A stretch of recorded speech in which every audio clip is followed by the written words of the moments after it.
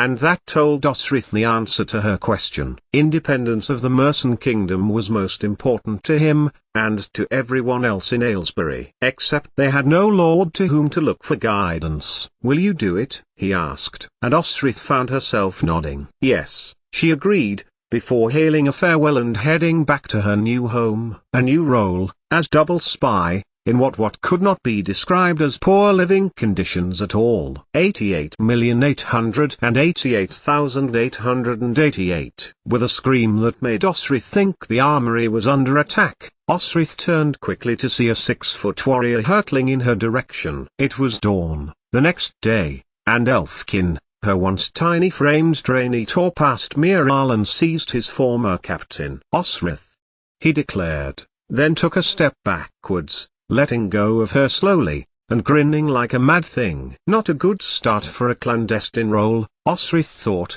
and she narrowed her eyes, as if back to her captaincy, and said, sternly, "Is that any way for one of my guards to behave?" Confusion graced his features for a moment, his face beginning to fall. Then, he saw Osrith's mouth curl into a small smile, and she had to ward him off from grabbing her too tightly again. "You fought so well at Tenholg, Captain," Elfkin declared, and told her he had counted 13 men he had slain. "And that was only because he cannot count any higher," his brother Eglfrith said, who had appeared beside him. The brothers were now of similar height and build as young adults, and the only thing Osrith could see that would distinguish between them was that Eglfrith was sporting a neatly cropped beard that matched his chestnut brown hair. Next to him, Oshir, who was smiling too. Her men, back, before her. "So how many did he kill?" she asked Eglfrith. "Got to be about 100, said his brother, proudly. "And two Welsh?" "Two Welsh?" Osrith asked, frowning a little. "Were the Cymraeg not on the side of the Mersons that day?" "They came at the call of Wessex, on the promise of the spoils," Oshir told her. "And there are less Norsemen and Danes to raid their land. They would never have been there for Mercia." Osrith smiled again. Border disputes from time immemorial, could she have expected Mersons and Cymraeg fighting next to one another not to remind one another of ancient grudges? "Do not let it happen again," Osrith chided, but lightly, because her heart felt light and joyful and contented. If she thought she could not feel happier just then, it was nothing to what she felt when one more warrior stepped behind Oshir. He was older, grey-flecked his hair and beard, and his face was more lined and sun-darkened. But she could not mistake Elfrith, at one time her only ally when she had no one, when they served the Lord Odda. It was her turn to fly to someone, and Elfrith caught her gently about the waist and kissed the top of her head. "How glad I am to see you, safe, well," he declared, as Osrith looked up to him. "You look ... different, somehow." Elfrith looked her up and down. "It was over a dozen years ago. I'm much older, Elfrith," she replied. Her hair, she knew, though braided, with Eric's jewel in it near the back, had white strands in it. She used a teasel to comb it through sometimes after washing it, and there were more of them than there had ever been. "I'll tell you, later," she added, catching his knowing look, and she added, "and you can tell me about how Iarl is." Iarl was Elfrith's wife, who cooked in the palaces where he worked. "Later," Elfrith nodded, patiently, "after we show you the guard." "I know the guard," Osrith insisted. But Elfrith shook his head. "I mean, the guard." "Loyal Mersons," he added. But said nothing more on the matter, for, just then, Miral appeared at the door. "Captain, you are needed, in the courtyard," he told her. Osrith nodded quickly to her men, and followed him quickly. This shouldn't have been happening, she thought, as Miral led her to the courtyard between the stables and the kitchens. Something was wrong, and indeed it was wrong. One of the men had recognized her and pointed her out to Eardwulf. Whether he remembered her or not, Osrith had no idea, for Eardwulf had summoned all of the captains before him,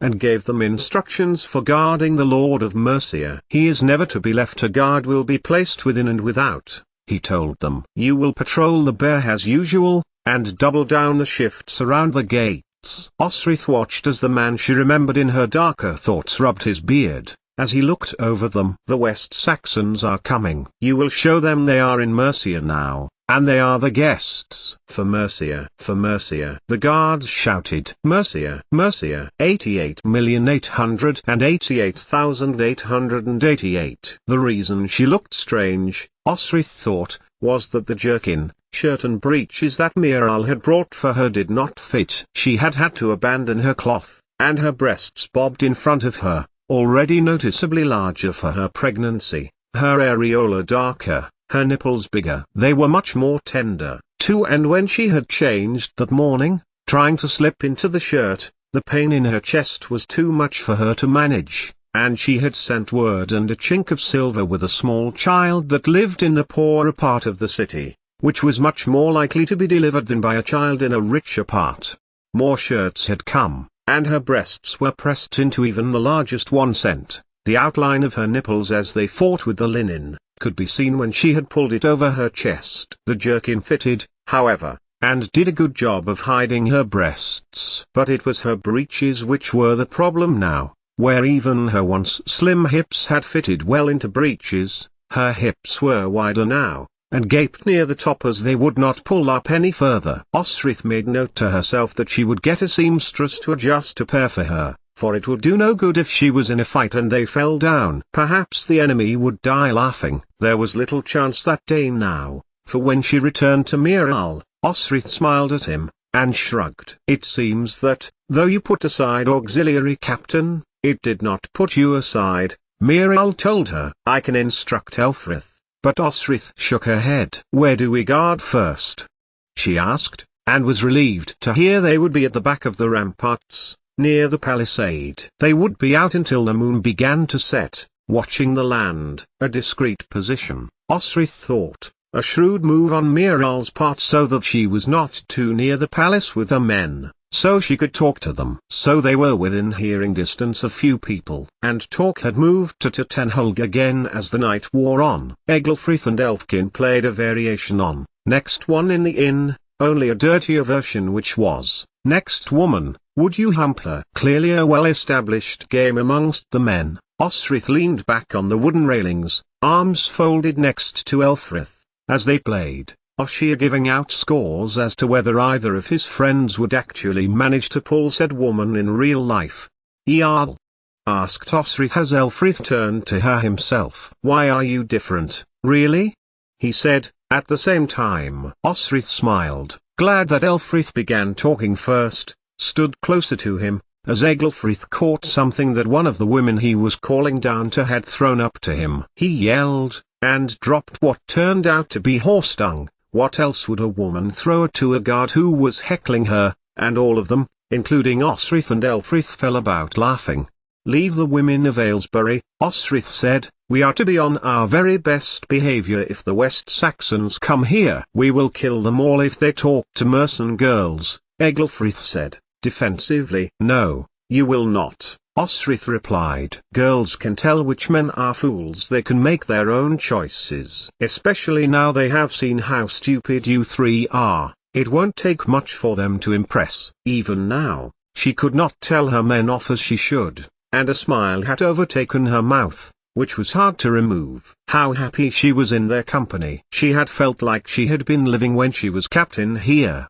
How she missed her comrades. How glorious to have 3 of them at least before her now. Go, take the Sunwise Guard, she told them. We will be relieved soon, and we can go to an alehouse. Still smiling, Osrith turned back to Elfrith, but the usually loquacious man held his lips together, and looked to Osrith, and then out into the blackness of the night. Edith died, of a fever, 3 years ago, the man told her. I miss her, Osrith, he added. Osrith took his shoulder, and turned him to her. In the torchlight, she saw his cheeks were damp, and it was as much as she could do to stop herself from dissolving into tears. Another sign, she told herself, for Osrith rarely cried. I miss here, Osrith told him. I had to flee Wessex, did you know? I knew, Elfrith replied. Though not the reason. He bent his head lower to her. Do you wish to tell me? Osrith shook her head. Not now, not when things are so fraught here. I miss Aldhelm, she added. Elfrith gave a smile. You got on with him, didn't you? He mused. Not a lot of people did. He was pious, He was particular about things. It made him a good lord, but he was hard to like. I couldn't save him, at Tenholg, Osrith told him. I saw him cut down. He saved many lives that day. Do you think that will be the battle we remember? She added, like those older than us remembereth hand done. Could be, Ælfrith replied. The West Saxons are dominating more and more of the land. It is convenient to them that the Danes and Norse are here, devastating, of course, but they have power and influence enough to make it work to their advantage. Look at the lordship crisis we are about to have. And, as another captain relieved their company of the northern border, Osrith listened to Ælfrith carefully, telling her the situation in Mercia. Pushing open the Black Bull alehouse door and stepping over a number of inebriated guests, they made their way to the only free table, near the back by the kitchens, which stank of something foul and made Osrith feel sick. It was a little better when she gave Ælfrith silver to stand them all drinks to mark her first duty with her company, and her nose in a jar of goat's milk helped a little, although the taste of the milk seemed strange. She remembered other women talking about this sort of thing, mainly the maids back at Alba, one of whom was pregnant and another, who was a mother of two. Osrith sipped the drink carefully, listening to Ælfrith talk politics. Sheolwulf, the last true ruler we had here, Ælfrith began, had a younger sister who had only one son, Æthelred. His father was a mercen noble too, who had a sister, who was sent to be wed to a lord in Northumbria. Osrith continued in her head. She knew this Northumbria, Ælfrith continued, drinking his ale, as if he had never seen it before, cautiously, as if suspicious of it. Sheolwulf was the last king of Mercia, so we say, yet the West Saxons call him Lord, to diminish his role. His line stretches back to Offa, Penda, all the way back to Isel himself. Osrith touched Finan's coin in her jerkin, felt the relief work and the hole at the top. Sheolwulf shared the head of the coin with Alfred. In clear light,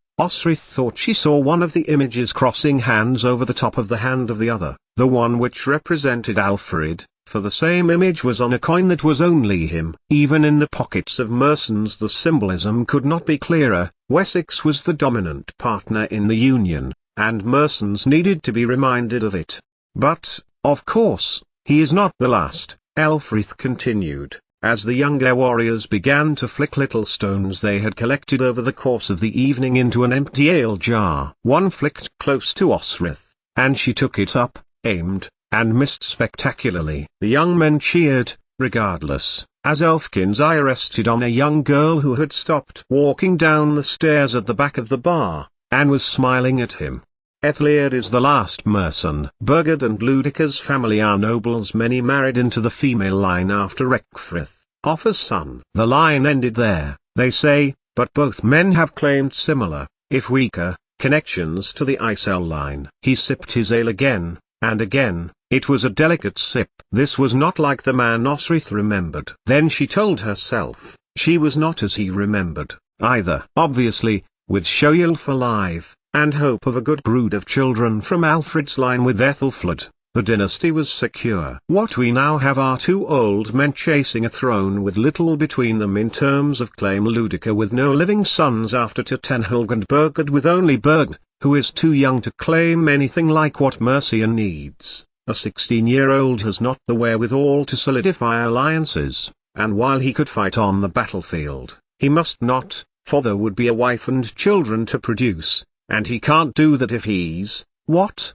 What? Osrith echoed. You're smiling, grinning, in fact. What have I said that is so amusing? Osrith patted his hand. I am just glad to be home, that is all, Osrith said, thinking how Ælfrith had opened up to become the man she remembered him to be, thriving on gossip and intrigue over a drink after guard shift. Mercia, home, not Alba. I needed steadiness in my life, and God provided. You won't find that in Aylesbury, Ælfrith replied, dryly. Try Tamworth, on the border further north. At least they only have Danes to deal with. Their lord, Ecgfrith, is alive and well, and not dying of a head injury from Tenholg. He sighed. Outwardly we have had 3 duty changes in the last week alone, and our hours have increased. Barely time to get any running repairs done, things are getting left, and there's going to be mistakes being made, before too long, because things are not being overseen. Eardgilf knows what he's doing, I think. He hates the West Saxons after their humiliation of his father drove them to poverty. He would have independence still, like Aldhelm. Perhaps, said Elfrith, putting down his ale before he had even taken a sip. Our line is that we want peace. But plenty will. He broke off and turned his head round to watch Egelfrith stand up and wander over to the banister, where presumably, Hor had come down a few more steps and was fluttering her eyelashes in what she must have thought was a coquettish manner. Put that girl down, lad. Elfrith shouted to Egelfrith. She doesn't know where you've been. In with the pigs. Oshir called, and it was true, the smell was probably the men. If they had had to work so hard and had little time to look after themselves. That was going to change as of the morning her company were going to be the cleanest in Aylesbury, no matter the complaining they were going to do when she made them all go down to the Teme River to wash at dawn. She had silver enough to reclothe them, thanks, in part, to her wretched brother, which she had brought some of with her back from Alba. What better use but to spend it on her men, to make them smart and proud of their work. Plenty will, Osrith told herself. Independence was a given in Mercia, not a vague hope. They thought of themselves as independent, with Wessex encroaching on them. Alfred's dealing at Lundin was probably the first step Wessex had driven the victory in a mercen city, and that stung them. It had been Aldhelm who had pointed this out to her many years before. He had even predicted that the mercens would resist to Alfred's dream. Had she been wrong in stating her opinion? Osrith had advised the lady over the lord, and Aldhelm ... He had given his adoration to that charismatic schemer. Her father's daughter through and through. Not for the first time Osrith wondered where it had gone wrong. She could have been an ally to Ethelfled. But then, the attention could not be shared, for the Lady of Mercia, no women, none, could be in her orbit. And now he was dead, at Titenholg, and Osrith found she missed him dearly. The young men were laughing now, and this time, Elfrith put his hand into his pocket, and sent Oshir. None for me, he told the boy. Why so? Osrith asked. Was it the ale? He had seemed standoffish about it all evening. After Rial. I had a problem with it, a difficulty. You didn't like it? Osrith asked. He shook his head. Oh, I liked it only too well. It took, Aldhelm, he seemed to sigh the man's name, to pick me up from the guardhouse floor where I had fallen in a drunken stupor one night to tell me that it was no way for a mercen to behave, and would I like to go back to Wessex to serve the rest of the years there. He chuckled to Osrith. No, thank you very much. Aldhelm may have been stuck up, but he is nothing to the stuck up, self-satisfied lordlings in that country. The outcome is important, you know that, Osrith, he pressed on. How we get the matters little, or should not. Odd knew that, and shielded us from a great deal, I believe. He paused, and they both remembered their former lord for a good minute. But then, with some of them, the knives are not straight enough. Linen from Francia on a Saturday, Irish linen for fast days. Osrith smiled, knowing exactly what he meant. She could no more stand on ceremony than Elfrith, although he hid it better. Osrith had been far too outspoken. She couldn't have been anything else. And she failed in Wessex, and though she told herself enough that it shouldn't feel ashamed, Osrith, on bad days, felt it by the bucketload. You can try the goat's milk if you like, Osrith told her friend, more to get off the subject of Wessex than anything else. Elfrith gave her a glance, and she pushed her pot closer, as Oshir balanced 2 ales while behind him, Egelfrith carried another, and a goat's milk for Osrith, which, indeed, she needed, for Elfrith knocked back what remained in her jar, then sprayed it all over the floor. How can you drink that? He exclaimed, wiping his mouth on his sleeve. It tastes of goat, Osrith suggested. Goat that hasn't been cleaned out for a year. Ah. He turned back to his original ale and took a long draught from it. Now I appreciate the ale from our northern districts of our fine land, and will never disparage St. Modwen's finest in my life. St. Modwen had come from very far north, now far into Daneland, once mercen too, a place called Burtone. The waters were said to be blessed by her, and Osrith considered she must have been a busy saint, for many ale-making districts also claimed sweet waters. On her part, she could hardly discern a difference, if she drank ale, and Osrith considered she might, if the goat's milk was going to be as strongly tasting as this. Now, yourself, Elfrith encouraged. As they crossed the square before the front of the palace, Osrith stopped, as the younger men of her company crossed to the stables and made their way up to their rest. Osrith shook her head. "There is too much already going on for me to tell you," she said to him. "Not yet, not now. I find I am older, which is the shorter answer. May I ask you not to press me for more just now?" Her friend nodded, and glanced towards the palace, which was lit up by many torches. Osrith had not noticed them the night before, and Miral had told her that they lit the palace day and night in vigil for their lord. "Oh, by the way, we are going to the team at dawn," Osrith told him. "Have the men in the armory at cockcrow." "Going for a stroll, are we?" Elfrith asked, lightly. "Going for a bathe," Osrith corrected him, and Elfrith pulled a face. "I am your captain, and I am not having my company stink worse than livestock. I can't help Eardwulf and his changes, but I can help us not get sick." "Understood," Elfrith replied. "Just let me stand next to you when you tell them, Osrith, because I want to see the look on their faces." 88,888,888. She left silver in Miral's palm after explaining what she wanted the new uniforms for, and folded her arms when he tried to press it back to her. "It's stolen, anyway," she added, with relish. "Not from Mercia, although it may have originally come from here." A very tired-looking lord examined the coins, which were, she knew, a collection from many mints, even one from Francia. "You may take what you wish, it matters little at the moment," he replied, pushing the silver onto the table used for furling and unfurling the marching standards. "You will take this and give it away, Osrith, for Mercia will not accept your silver. We pay you, remember, not the other way round." Reluctantly, Osrith gathered up the coins and opened her pocket, strung around her hips, pushing the coins back into it. He looked ill, Osrith considered, and Miral sighed again, and confirmed this to Osrith, telling her he had been up all night, standing beside Ethlierd's bedside, who could not recover, in his opinion.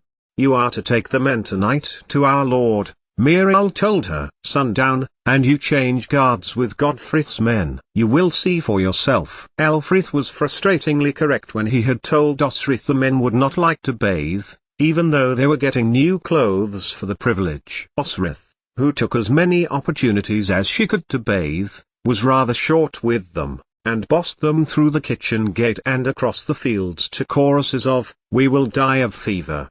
And, Eardred said it made his skin come off. They hovered at the river bank, mist coming off the fields as the sun began to rise, and Osrith knelt beside the slowly twisting water and stuck in her hand, pulling it back out again at its coldness.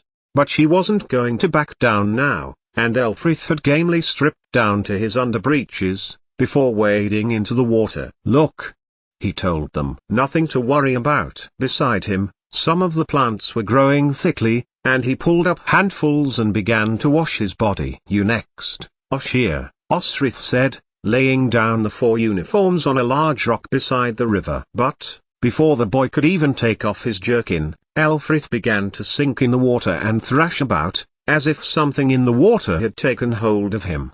"Quick!" shouted Osrith. "Help him!" That got them moving. Oshir, his jerkin cast behind him, threw himself into the water, trying to grasp Elfrith's arms. He was a broad man, and the young boy had trouble reaching for a limb. Elfkin was next, and a reluctant Egelfrith, who gave Osrith a despairing look, threw off his own leather jerkin and got in too. When it looked as if none of them were going to be able to help, Osrith, forgetting herself, threw her own on the floor and entered the water from the downwards flow, wondering what it was that had happened. The river was shallow, there seemed nothing in the water, no creature, and then Elfrith stopped struggling, and the young guards backed away from him. Had he drowned, Osrith thought, and she forced her legs through the water to her guard, ducking down to shoulder height, trying to feel for him. And then a voice came from beside her. "For your own sake, Don't stand up in the water yet. She turned her head. Elfrith was beside her, quite well,